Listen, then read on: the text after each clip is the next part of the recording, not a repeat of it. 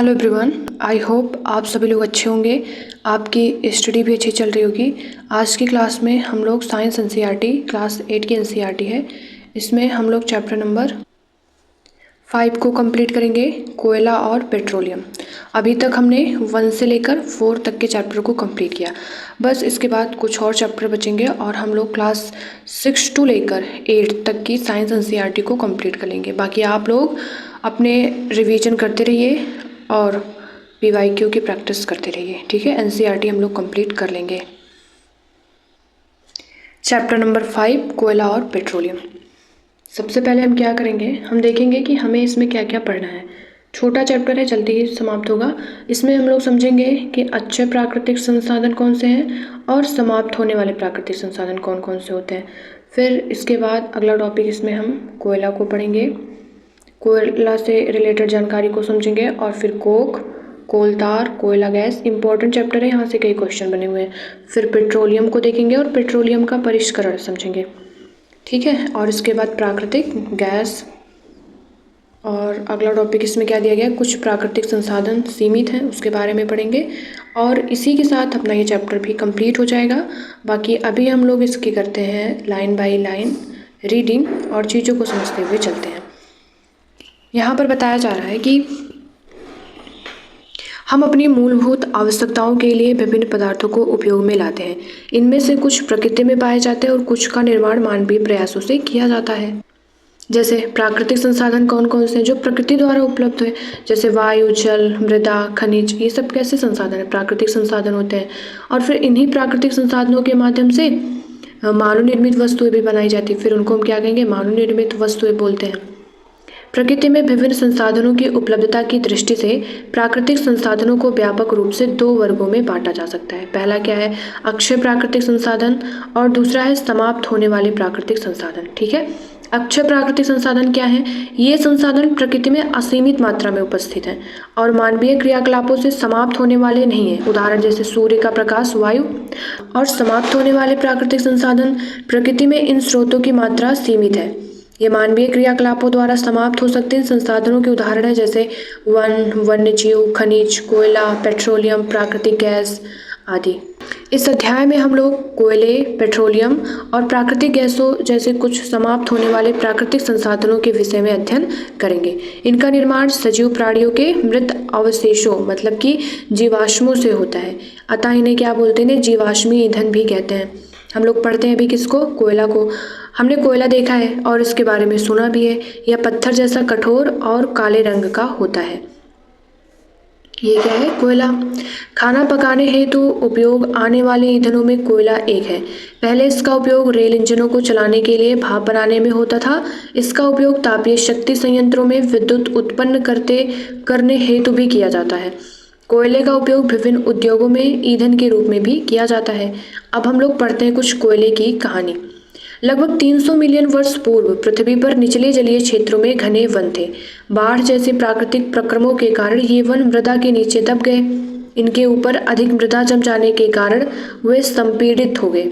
जैसे जैसे वे गहरे होते गए उनका ताप भी बढ़ता गया। उच्च दाब और उच्च ताप पर पृथ्वी के भीतर मृत पेड़ पौधे धीरे धीरे कोयले में परिवर्तित हो गए। कोयले में मुख्य रूप से कार्बन होता है।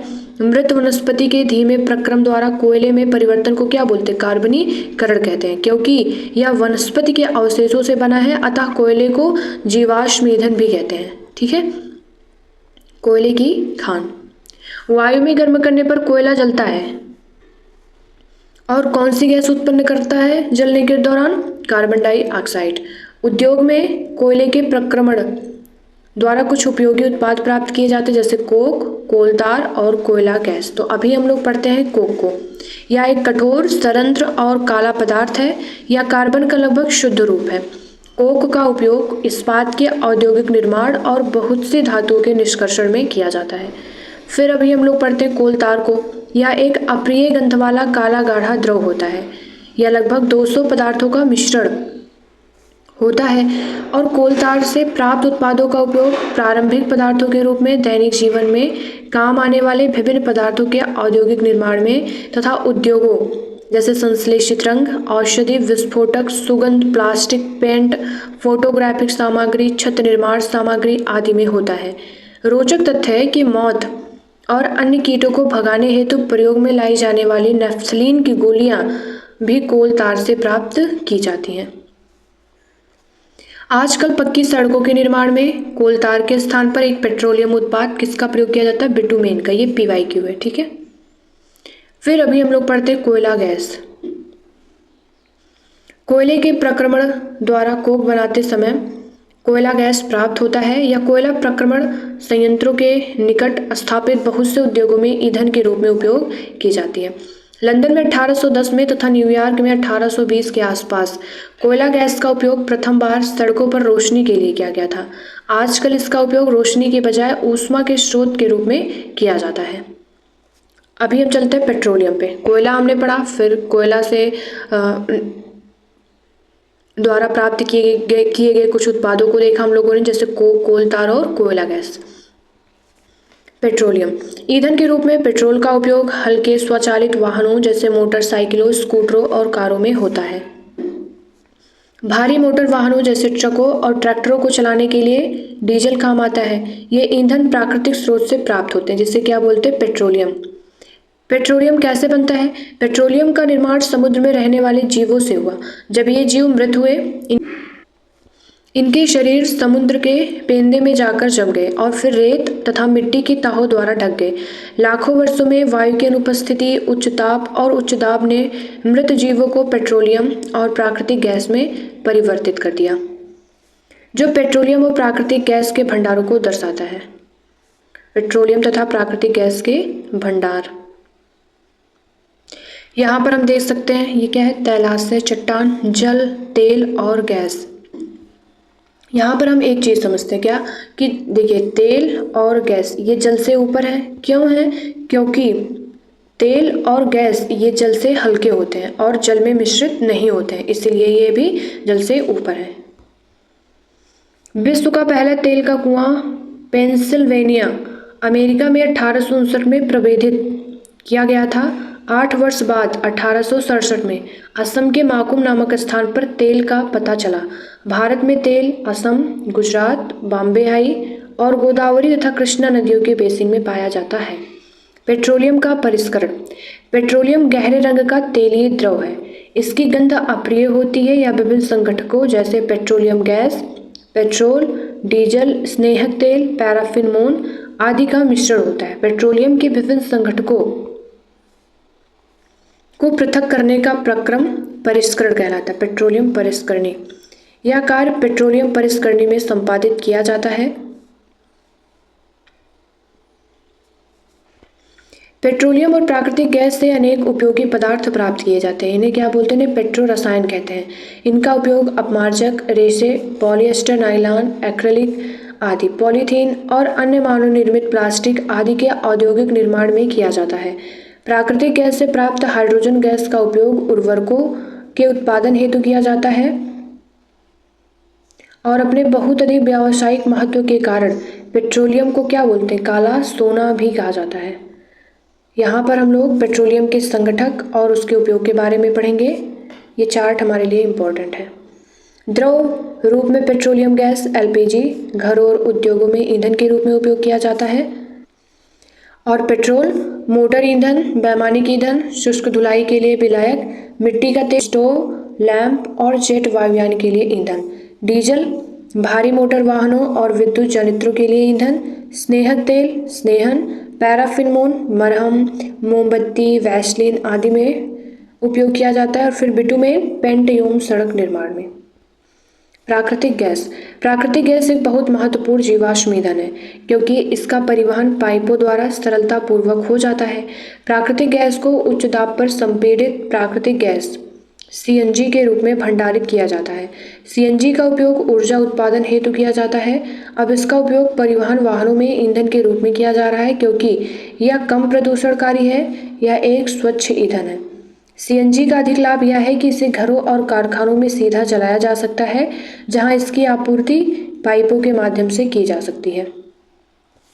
पाइपलाइनों का ऐसा जाल बड़ोदरा, गुजरात, दिल्ली के कुछ भागों और अन्य स्थानों पर उपलब्ध है। प्राकृतिक गैस का उपयोग प्रारंभिक पदार्थ के रूप में बहुत से रसायनों और उर्वरकों के औद्योगिक निर्माण में किया जाता है। भारत में प्राकृतिक गैस के विशाल भंडार हैं। हमारे देश में प्राकृतिक गैस त्रिपुरा, राजस्थान, महाराष्ट्र, कृष्णा गोदावरी डेल्टा में पाई जाती है। यहाँ पर क्वेश्चन है, क्या प्रयोगशाला में मृत जीवों से कोयला, पेट्रोलियम और प्राकृतिक गैस बनाई जा सकती? तो नहीं। क्यों? क्योंकि इनका बनना एक बहुत धीमा प्रक्रम है और इनके बनने की परिस्थितियां प्रयोगशाला में उत्पन्न नहीं की जा सकती। कुछ प्राकृतिक संसाधन सीमित हैं। जैसे हमने पढ़ा था कि कुछ प्राकृतिक संसाधन जैसे जीवाश्म ईंधन, वन, खनिज आदि समाप्त होने वाले होते हैं और हम जानते हैं कि कोयला और पेट्रोलियम जीवाश्म ईंधन होते हैं। मृत जीवों के ईंधन में परिवर्तन के लिए लाखों वर्ष का समय लग जाता है। दूसरी ओर इनके ज्ञात भंडार कुछ 100 वर्ष और चलने वाले हैं। इसके अतिरिक्त इन ईंधनों का जलना वायु प्रदूषण का मुख्य कारण है। इनका संबंध विश्व उष्णन से भी है। आवश्यक है कि हम ईंधनों का उपयोग तभी करें जब नितांत आवश्यक हो। इसके परिणाम स्वरूप पर्यावरण बेहतर बनेगा, विश्व उष्णन कम खतरा रहेगा और ईंधनों की उपलब्धता लंबे समय तक होगी। भारत में पेट्रोलियम संरक्षण अनुसंधान समिति लोगों को सलाह देती है कि गाड़ी चलाते समय किस प्रकार पेट्रोल डीजल बचाएं। जहां तक संभव हो गाड़ी समान और मध्यम गति से चलाइए। यातायात लाइटों पर अथवा जहां आपको प्रतीक्षा करनी हो गाड़ी का इंजन बंद कर दीजिए। टायरों का दाब सही रखिए और गाड़ी का नियमित रखरखाव सुनिश्चित कीजिए। तो हम लोगों ने क्या क्या पढ़ा? हमने कोयला के बारे में पढ़ा, कोयला गैस को देखा, कोल तार, कोक, फिर जीवाश्म ईंधन, प्राकृतिक गैस, पेट्रोलियम और पेट्रोलियम परिष्करणी को देखा। ठीक है, अभी हम इस सारांश के माध्यम से इस चैप्टर की पूरा रिवीजन करेंगे। कोयला, पेट्रोलियम और प्राकृतिक गैस जीवाश्म ईंधन है। जीवाश्म ईंधन का निर्माण सजीवों के मृत अवशेषों से लाखों वर्ष पूर्व हुआ था। जीवाश्म ईंधन समाप्त होने वाले संसाधन होते हैं। कोक, कोल तार, कोयला गैस किससे प्राप्त उत्पाद है? कोयले से। पेट्रोलियम के परिष्करण से पेट्रोलियम गैस, पेट्रोल, डीजल, मिट्टी का तेल, पैराफिन, मोम, स्नेहक तेल आदि प्राप्त होते हैं।